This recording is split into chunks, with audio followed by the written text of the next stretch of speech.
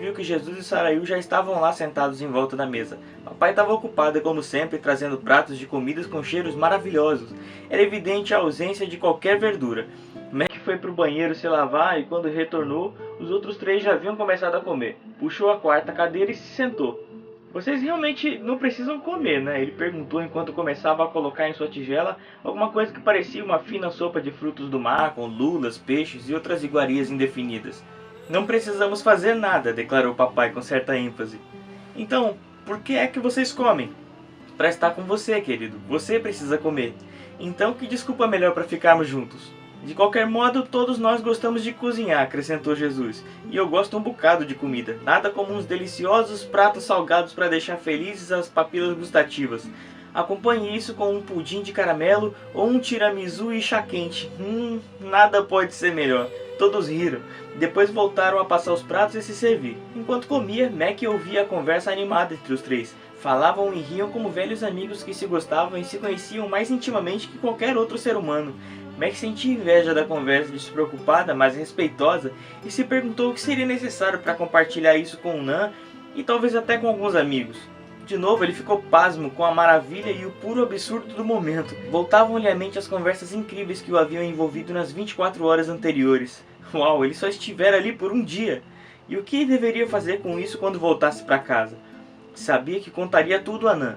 Ela podia não acreditar e Mac não iria culpá-la, pois provavelmente também ele não acreditaria. À medida que sua mente ia acelerando, ele sentiu que se afastava dos outros e fechou os olhos. Nada disso podia ser real. De repente houve um silêncio de morte. Ele abriu devagar um dos olhos, esperando acordar de novo em casa. Em vez disso, papai, Jesus e Saraiu o estavam encarando com sorrisos no rosto. Ele nem tentou se explicar, sabia que eles sabiam. Em vez disso, apontou para um dos pratos e perguntou: "Eu posso experimentar um pouco disso?" As interações foram retomadas e dessa vez ele escutou. Mas de novo sentiu que ia se afastando. Para reagir, decidiu fazer uma pergunta. "Por que vocês nos amam? Os humanos, eu acho..." E ele percebeu que não havia formulado bem a pergunta. "Acho que o que eu quero perguntar é... por que vocês me amam quando eu não tenho nada para oferecer a vocês?" "Pensa um pouco nisso, Mac", respondeu Jesus. "Você não experimenta uma forte sensação de liberdade ao saber que não pode nos oferecer nada, pelo menos nada capaz de acrescentar ou diminuir o que somos? Isso deve trazer um grande alívio, porque elimina qualquer exigência de comportamento." "Você ama mais os seus filhos quando eles se comportam bem?", acrescentou papai. "Não, tô entendendo", Mac fez uma pausa. "Mas eu sinto mais realizado porque eles estão na minha vida, e vocês?" "Não", respondeu papai. "Já somos totalmente realizados em nós mesmos. Vocês estão destinados a viver em comunhão também, já que são feitos à nossa imagem.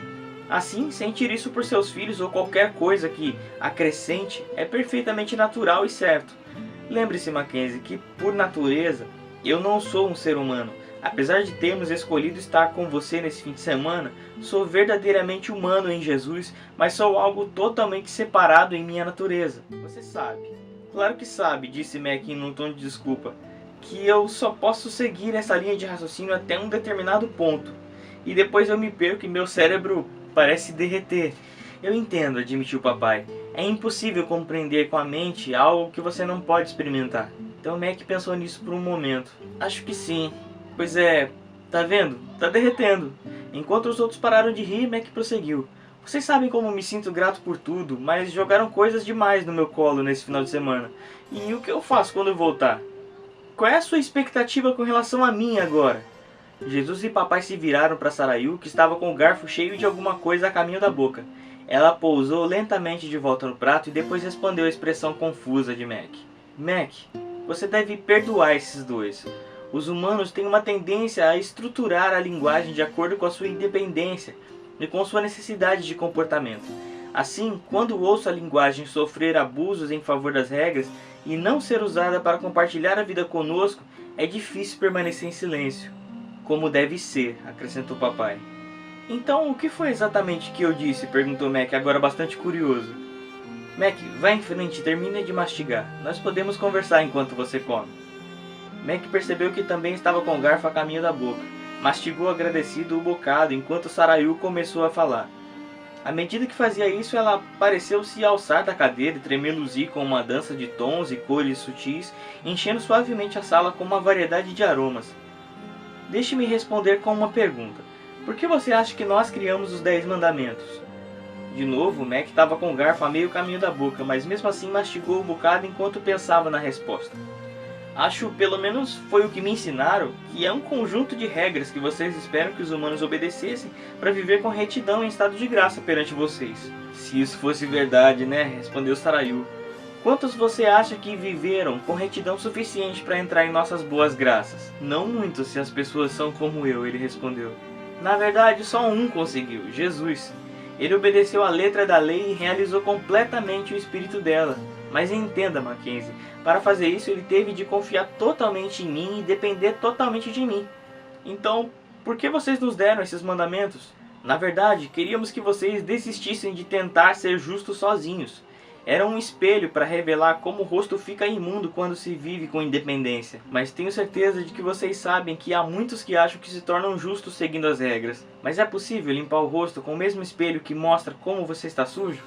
Não há misericórdia nem graça nas regras, nem mesmo para um erro. Por isso Jesus realizou todas elas por vocês, para que elas não tivessem mais poder sobre vocês. Mas tenha em mente que se você viver sua vida sozinho e de forma independente, a promessa é vazia. Jesus afastou a exigência da lei. Ela não tem mais poder de acusar ou comandar. Jesus é a promessa e o cumprimento. Tá dizendo que eu não preciso seguir as regras? Ele perguntou. Agora ele tinha parado completamente de comer e estava concentrado na conversa. Sim. Em Jesus, você não está sob nenhuma lei. Todas as coisas são legítimas. Não pode estar falando sério, gemeu Mac. Criança, interrompeu o papai. Você ainda não ouviu nada. Mackenzie, continuou Sarayu, só tem medo da liberdade os que não podem confiar que nós vivemos neles. É por isso que gostamos tanto da lei? Para nos dar algum controle? Perguntou Mac. É muito pior do que isso, retomou Sarayu. Ela dá o poder de julgar os outros e de se sentir superior a eles. Vocês acreditam que estão vivendo num padrão mais elevado do que aqueles a quem vocês julgam. Aplicar regras, sobretudo em suas expressões mais sutis, como responsabilidade, expectativa, é uma tentativa inútil de criar certeza a partir da incerteza. E ao contrário do que você possa pensar, eu gosto demais da incerteza. As regras não podem trazer a liberdade, elas só têm o poder de acusar. De repente Mac percebeu o que Sarayu tinha dito.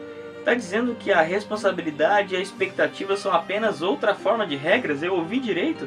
É, exclamou o papai de novo. Agora chegamos ao ponto. Sarayu, ele é todo seu. Sarayu sorriu para papai e de novo para Mac. Começou a falar lenta e decididamente. Mackenzie, eu sempre prefiro um verbo a um substantivo. Parou e pensou. Mac não tinha muita certeza de ter entendido.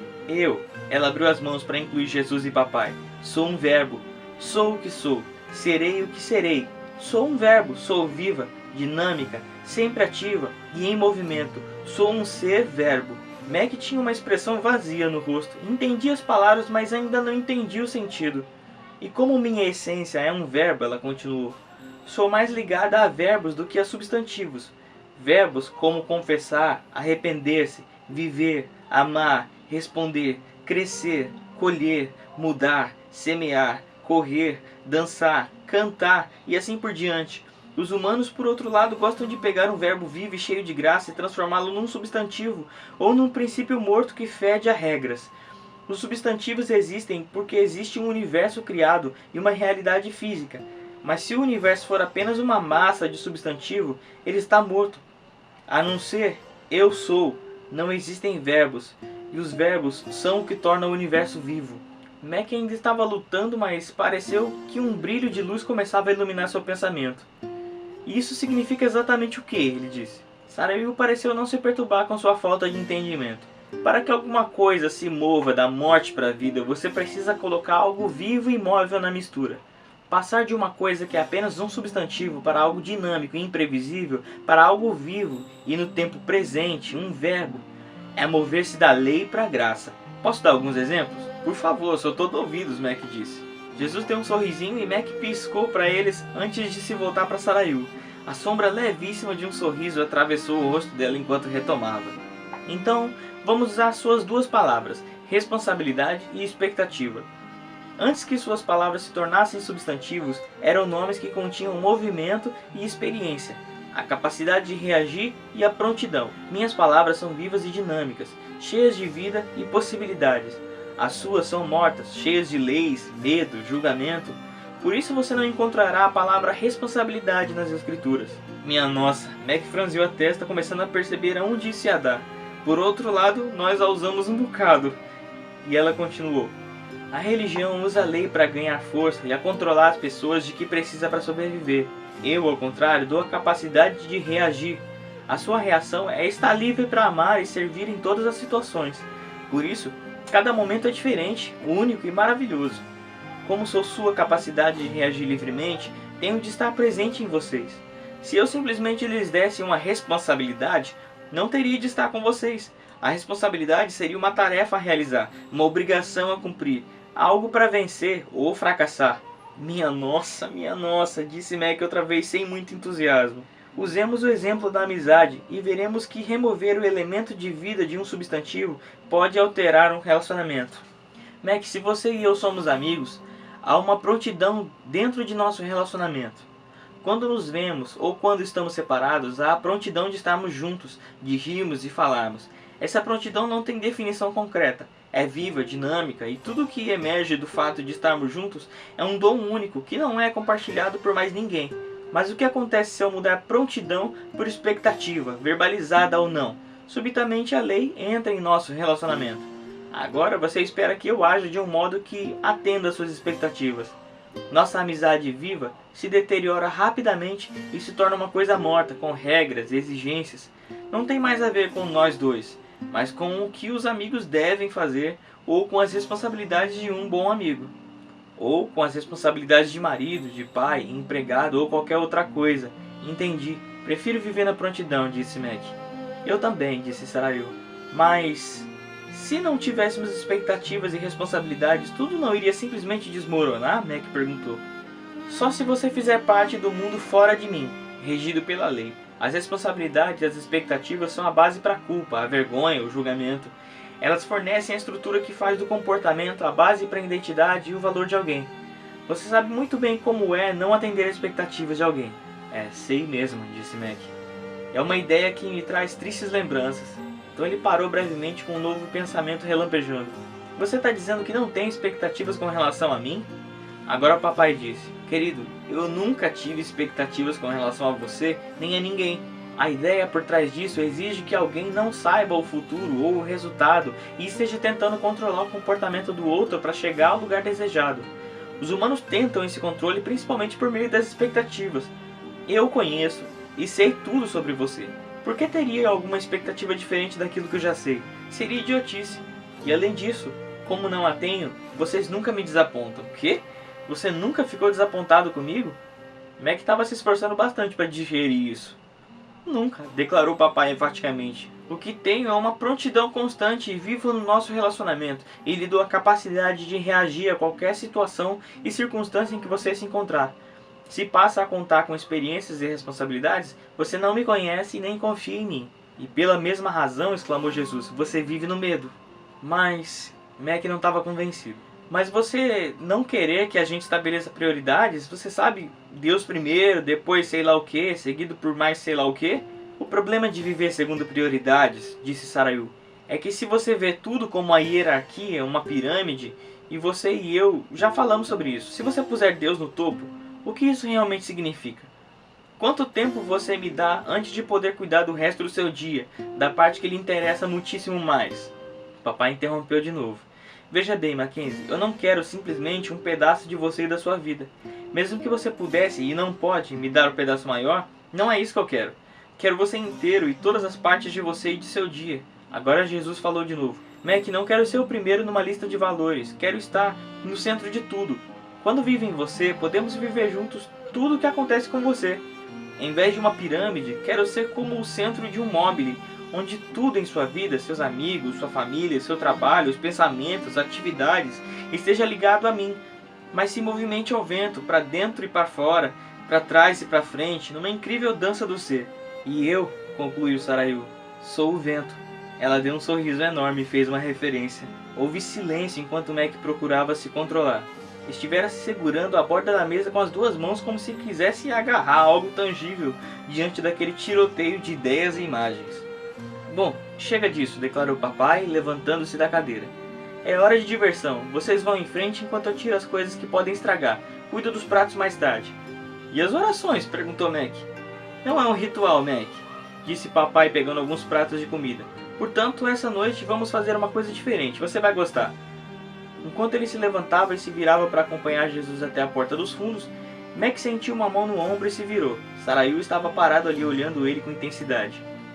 Mackenzie, se você me permitir, gostaria de lhe dar um presente para essa noite. Posso tocar seus olhos e curá-los só por essa noite? Mac ficou surpreso. Eu enxergo bastante bem. Você vê muito pouco, embora para um ser humano enxergue bem. Mas só por essa noite eu adoraria que você visse um pouco do que nós vemos. Então tá bem, concordou Mac. Por favor, toca meus olhos. E até mais, se quiser. Enquanto Sarayu estendia as mãos para ele, Mac fechou os olhos. O toque dela era como gelo, inesperado e empolgante. Um tremor delicioso o atravessou e Mac ergueu as mãos para segurar as dela junto ao rosto. Não havia nada ali. E ele começou lentamente a abrir os olhos. Galera, o que vem aí depois desse capítulo é uma cena incrível. E se você já viu o filme que estreou hoje no cinema, já sabe do que eu tô falando.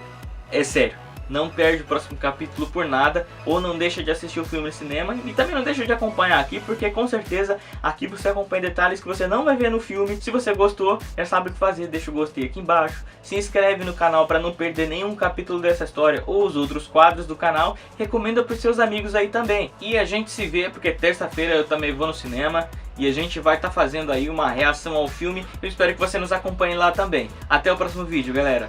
Valeu!